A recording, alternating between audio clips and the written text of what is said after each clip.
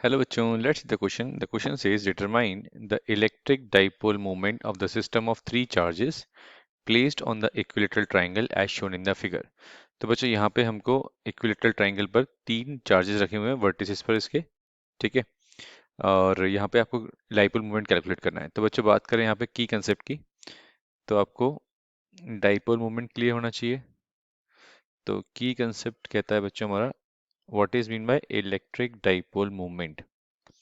Electric dipole movement, तो electric dipole movement बच्चों हम पी से रिप्रेजेंट करते हैं और इसका फॉर्मूला होता है क्यू इंटू टू ए। ये एक वेक्टर क्वांटिटी होती है बच्चों। सपोज करो यहाँ पे माइनस चार्ज है, यहाँ पर प्लस का चार्ज है, इनके बीच का सेपरेशन हमने टू ए लिया हुआ है और इनकी जो डायरेक्शन होती है बच्चों वो लेते हैं हम negative to positive side. Dipole movement की डायरेक्शन बच्चों क्या होती है, नेगेटिव टू पॉजिटिव साइड, क्योंकि ये एक वेक्टर क्वांटिटी होती है और उसकी डायरेक्शन लेते हैं हम negative side to positive side, ठीक है।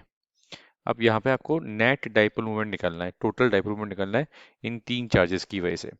तो यहाँ पे अगर हम बच्चों देखें, यहाँ पे सपोज करो ये ट्रायंगल है, ठीक है। एक चार्ज प्लस का क्यू रखा हुआ है, एक माइनस टू क्यू रखा है और एक यहाँ पर प्लस क्यू रखा हुआ है। तो पहले तो इन दोनों चार्ज के लिए, इन दोनों चार्ज के लिए और इन दोनों चार्ज के लिए, मतलब इसको ए बी सी, तो ए बी के लिए डाइपोल मोमेंट निकालना पड़ेगा। फिर हमको बी सी के लिए डाइपोल मोमेंट निकालना है, फिर ए सी के लिए डाइपोल मोमेंट हमको निकालना पड़ेगा। तो जब बच्चों आप ए बी, ठीक है, ए बी और बी सी का डाइपोल मोमेंट निकालेंगे, या फिर एक काम कर सकते हैं, पहले हम बी सी का डाइपोल मोमेंट निकाल लेते हैं।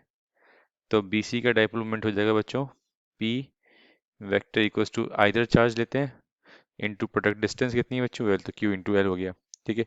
ये भी डिस्टेंस एल है, ये भी डिस्टेंस एल है। अब यहाँ पर अगर हम बात करें माइनस टू क्यू और प्लस क्यू की, नेट चार्ज कितना है बच्चों यहाँ पर, माइनस क्यू ही है, बट हम यहाँ पे मैग्नीट्यूड ऑफ चार्ज लेते हैं तो वो पॉजिटिवली खेलते हैं। तो इसके लिए भी कितना चार्ज आ गया बच्चों हमारे पास, क्यू इंटू एल। और यहाँ पे भी देखें तो यहाँ पे भी कितना आ गया हमारे पास बच्चों, चार्ज कितना बचेगा, क्यू इंटू एल। तो जो ओवरऑल चार्ज रहेगा बच्चों अपने यहाँ पे, वो सॉरी ओवरऑल डाइपोल मोमेंट जो रहेगा, उसका जनरल फॉर्मूला बनेगा P net P dipole moment is equals to to P. और जब इसकी बात करें बच्चों यहाँ पर इक्विलेटरल ट्रायंगल बोला, तो ये यहाँ से टोटल 60 डिग्री है, तो ये 30 डिग्री बनेगा। तो यहाँ पे आप देख सकते हैं टू पी कॉस 30 डिग्री। इसको हमें सॉल्व कर लेना है। तो जब आप इसको सॉल्व करेंगे बच्चों, तो ये वैल्यू आएगी आपके पास P net is equals to to P cos 30। P की वैल्यू बताई थी मैंने क्यू इंटू एल, ठीक है। और कॉस 30 की वैल्यू होती है बच्चों under root three by two, two से टू कट जाएगा तो आपके पास आ जाएगा क्या, Q L root three. But यहाँ पर बच्चों जो नेट डायरेक्शन निकल के आएगी वो हमारे पास माइनस जे कैप के अलॉन्ग आएगी, क्योंकि डायरेक्शन क्या लेते हैं बच्चों, बताया था मैंने आपको, नेगेटिव टू पॉजिटिव। तो जो हमारे पास डायरेक्शन निकल के आएगी वो आएगी माइनस जे कैप के अलॉन्ग। माइनस जे कैप का मतलब क्या है, फॉर एग्जांपल ये आई है कैप, ये होता है हमारा जे कैप और ये होता है हमारा के कैप, ठीक है। तो ये हो गया हमारा माइनस जे कैप। तो ये हमारा आंसर आ गया बच्चों। तो एक बार ऑप्शन चेक कर लेते हैं। तो फर्स्ट ऑप्शन बच्चों हमारा इनकरेक्ट है, सेकंड ऑप्शन भी इनकरेक्ट है, थर्ड ऑप्शन हमारा करेक्ट है, फोर्थ इज आल्सो इनकरेक्ट।